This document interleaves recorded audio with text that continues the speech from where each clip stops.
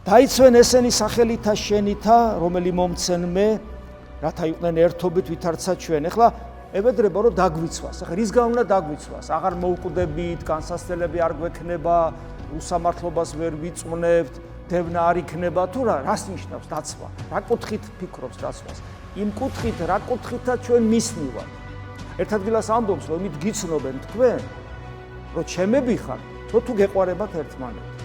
ამ შემთხვევაშიც ისინი, ვინც მოგვიზიდა და ვინც ამ მოზიდვას მივყევით და ვისთვისაც ახლა ლოცულობს, ანუ ვინც ეკლესიაა, თავარი პრინციპი, რაც ჩვენ გვაერთიანებს ამ შემთხვევაში და რაც განაპირობებს, რომ ის ჩვენზე ზრუნავს, არის ჩვენ შორის ერთობა. იმიტომ რომ ჩვენ ერთ სხეულად ვიქეცით, ქრისტეს ერთ მისტიკურ ორგანიზმად ვიქეცით, ამიტომაც როცა საუბრობს, რომ ესენი დაიცავი არა პირდაპირ გაგებით ფიზიკური განსასწრებისგან, თუმცა ესეც არის რა თქმა უნდა, არამედ უპირველეს ყოვლისა იმისგან, იმიტომ რომ ფიზიკურმა განსასწრებმა შეიძლება ღმერთი არათუ დაგაკარგინოს, არამედ პირიქით უფრო დააახლოვოს.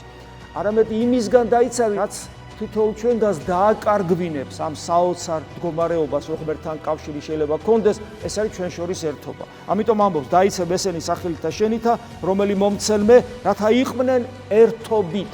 და რა ერთობაა ეს? და იქვე ამბობს, ვითარცა ჩვენ.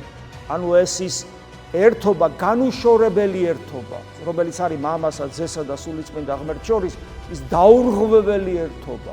უნდა იყოს ქრისტიანთა შორის. ხო გესმით, რისკენ მოგვიწოდებს და რა ბევრი გვაქვს თითოეულ ჩვენგანს, რა ბევრი აქვს საკეთებელი, რომ აი აქამდე ჩვენ მივიდეთ.